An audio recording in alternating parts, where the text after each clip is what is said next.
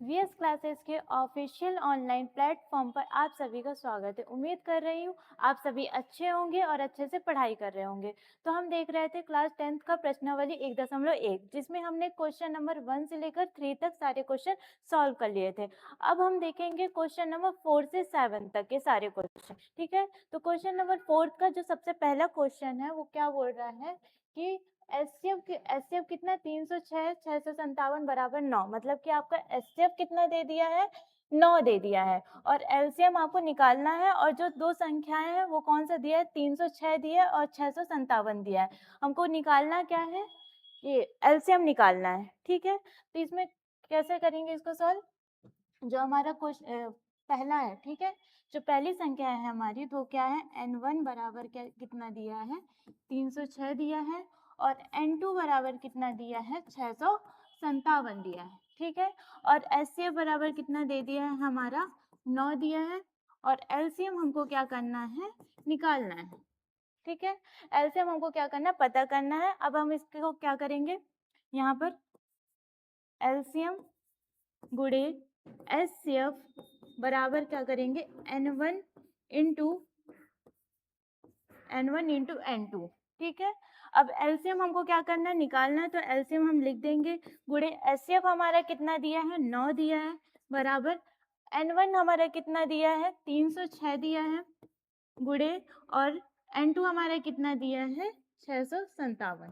ठीक है, तो एलसीएम हम उसको एक तरफ रखेंगे और n को उस तरफ कर देंगे।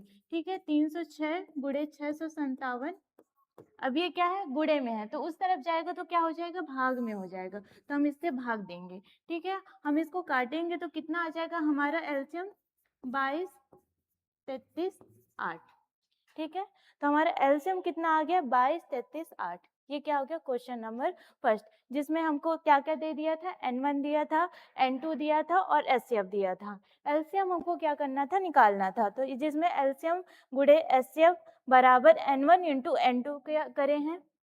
फिर उसके बाद एलसीएम गुणे एचसीएफ क्या करें, एचसीएफ क्या दिया था 9 दे दिया था, n1 कितना दे दिया था 306 गुणे 657 दे दिया था। अब एलसीएम को एक तरफ करेंगे, अब हमारा जो 9 है वो क्या है गुणे में है। ठीक है, तो 9 को क्या करना उस तरफ जाएगा तो क्या हो जाएगा भाग में आ जाएगा, तो अगर हम उसको काटेंगे तो कितना आएगा 22 33 8 आएगा। ठीक है, ये क्या हो गया क्वेश्चन नंबर फर्स्ट। अब हम देखेंगे क्वेश्चन नंबर सेकंड। अब क्वेश्चन नंबर 5 क्या बोला है कि जांच कीजिए कि क्या किसी प्राकृत संख्या n के लिए संख्या 6n अंक 0 पर समाप्त हो सकती है। ठीक है, अब हम इसका क्या करेंगे जो 6n है, ठीक है, उसका हम गुणनखंड निकालेंगे तो हमें क्या प्राप्त होना चाहिए 0 प्राप्त होना चाहिए। अगर हम इसका गुणनखंड निकालते हैं तो इसका अगर हम गुणनखंड निकालेंगे तो हमको 0 प्राप्त होता है कि नहीं होता, इसका हम क्या करेंगे जांच करेंगे। ठीक है, तो सबसे पहले हम क्या करेंगे जो 6n है, ठीक है, 6n जो क्या है आपका पावर में है। ठीक है, 6n का अभाज्य गुणनखंड। ठीक है, 6n का अभाज्य गुणनखंड बराबर कितना आ जाएगा 2 गुणे 3 n आ जाएगा। ठीक है, 6n का अभाज्य गुणनखंड कितना आ जाएगा 2 गुणे 3 n आ जाएगा, जबकि कोई प्राकृत संख्या जो 0 पर समाप्त होती है तो अभाज्य गुणनखंड क्या हो जाएगा, अभाज्य गुणनखंड बराबर क्या हो जाएगा 2 गुणे 5 n। ठीक है, मतलब कि जबकि कोई प्राकृत संख्या जो 0 पर समाप्त होती है उसका अभाज्य गुणनखंड क्या होगा 2 गुणे 5 n होगा जो 0 पर समाप्त होती है, लेकिन इसका 6n का अभाज्य गुणनखंड कितना आ रहा है 2 गुणे 3 n आ रहा है, तो ये क्या हो जाएगा अतः 6n 0 पर समाप्त नहीं होगी। ठीक है, ये है क्वेश्चन नंबर आपका 5, जिसमें क्या बोला है 6n शून्य पर समाप्त नहीं होगी। क्यों नहीं होगी? क्योंकि इसका गुणनखंड 2 गुणे 3n हो रहा है। ठीक है, तो ये क्या हो गया क्वेश्चन नंबर आपका 5। अब हम देखते हैं क्वेश्चन नंबर 6। क्वेश्चन नंबर 6 में क्या बोला है कि व्याख्या कीजिए कि 7 गुणे 13 प्लस क्या हो जाएगा 13 और 7 गुणे 6 गुणे 5 गुणे 4 गुणे 3 गुणे 2 गुणे 1 प्लस 5 भाज्य संख्या क्यों है। ठीक है, मतलब ये क्या है, ये भाज्य संख्या है पर क्यों है इसका पता लगाना आपको। तो सबसे पहले हम क्या करेंगे, जो पहला है ये वाला भाग है जिसको हम क्या मान लेते हैं, माना ए। ठीक है, तो माना ए बराबर क्या आ जाएगा आपका 7 गुणे 11 गुणे 13 प्लस क्या हो जाएगा 13। अब हम इन सब में कॉमन क्या ले सकते हैं, 13 को कॉमन लेंगे। ठीक है, तो 13 को हमने कॉमन ले लिया तो अंदर क्या आ जाएगा 7 गुणे 11 गुणे 13 को हमने कॉमन लिया तो यहाँ पर क्या आ जाएगा 1 प्लस 1 आ जाएगा।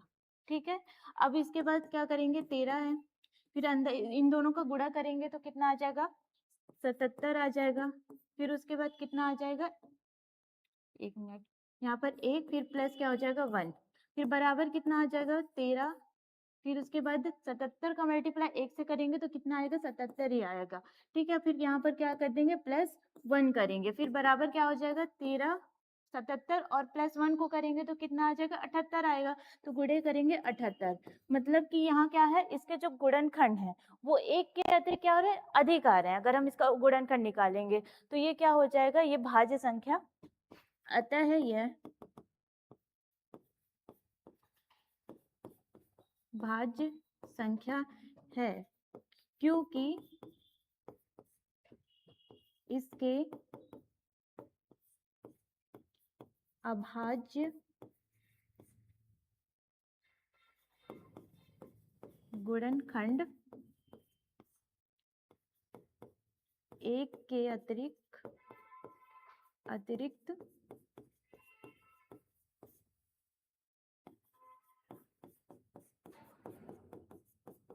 अन्य संख्या भी है।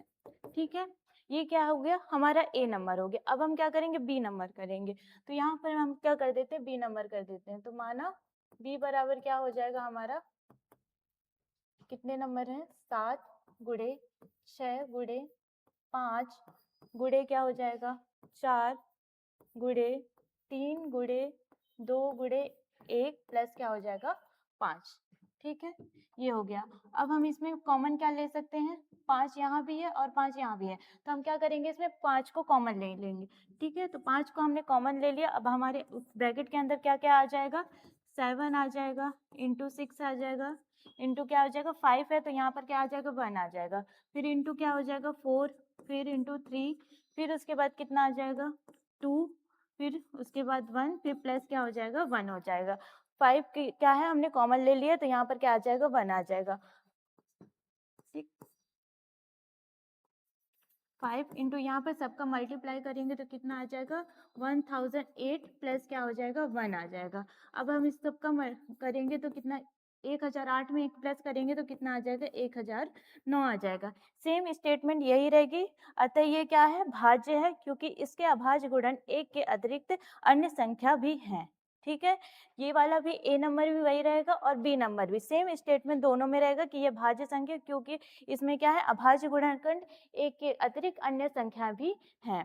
ठीक है, तो ये क्या हो गया क्वेश्चन नंबर 6 हो गया। अब हम देखते हैं क्वेश्चन नंबर 7।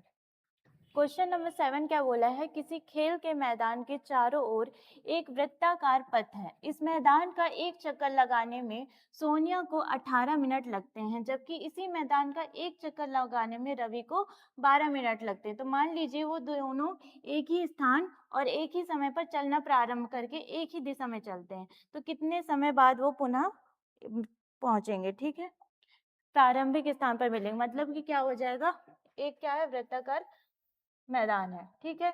अब क्या कर रहे हैं, सोनिया को कितना लग रहा है, 18 मिनट लग रहा है, मतलब कि सोनिया अगर वहां से जाती है ऐसे घूमते हुए तो उसको कितना लगता है, 18 मिनट लगता है। वहीं पर रवि है तो उसको कितना, एक चक्कर लगाने में कितना लगता है, 12 मिनट लगता है, ठीक है, 12 मिनट लगता है। अब हम उसमें पूछ क्या रहा है कि वो कितने समय बाद वे पुनः प्रारंभिक स्थान पर मिलेंगे, तो इसमें क्या लिखेंगे हम लोग, माना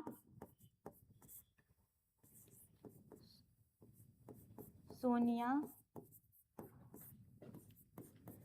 एक चक्कर लगाती है, तो कितने मिनट में लगा रही है सोनिया, 18 मिनट में लगा रही है, ठीक है। और रवि कितने मिनट में लगा रहा है, रवि एक चक्कर लगाता है कितने मिनट में, 12 मिनट में लगाता है, ठीक। तो इसमें क्या करेंगे, जो रवि का, ठीक है, अब इनका क्या करेंगे, अभाज्य गुणनखंड निकालेंगे। तो अभाज्य गुणनखंड बराबर क्या हो जाएगा, अभाज्य गुणनखंड, इसमें अभाज्य गुणनखंड किसका निकालेंगे, पहले सोनिया का निकालते हैं, 18, तो कितना आ जाएगा, 2 गुणे 3 गुणे 3, ठीक है। अब रवि का निकालेंगे तो कितना आएगा, 2 गुणे 2 गुणे 3, ठीक। अब इसमें क्या निकालेंगे हम, एलसीएम और एचसीएफ निकाल देंगे। तो एचसीएफ हमारा कितना आ जाएगा, 2 गुणे 3 बराबर कितना आ जाएगा, 6 आ जाएगा। और एलसीएम हमारा कितना आ जाएगा, 2 गुणे 3 गुणे 3 गुणे 2, ठीक है, मतलब कि हमारा 36, मतलब कि उन लोग कितने समय बाद मिलेंगे, 36 मिनट बाद उन लोग दोबारा एक साथ मिलेंगे, ठीक है, प्रारंभिक स्थान पर मिलेंगे, 36 मिनट के बाद वो क्या करेंगे, एक साथ प्रारंभिक स्थान पर मिलेंगे, ठीक है। तो ये क्या हो गया, क्वेश्चन नंबर 7। अब ये क्या, इस चैप्टर का पूरा कंप्लीट क्वेश्चन मैंने आपको सारे सॉल्व करा दिया है, क्वेश्चन नंबर 1 से लेकर पूरे 7 तक के। उम्मीद करती हूँ वीडियो अच्छी लगी हो, अच्छे से आप इसको प्रॉपर नोट्स में इसको अच्छे से लिखिएगा, नोट्स बनाइएगा और सॉल्व करिएगा।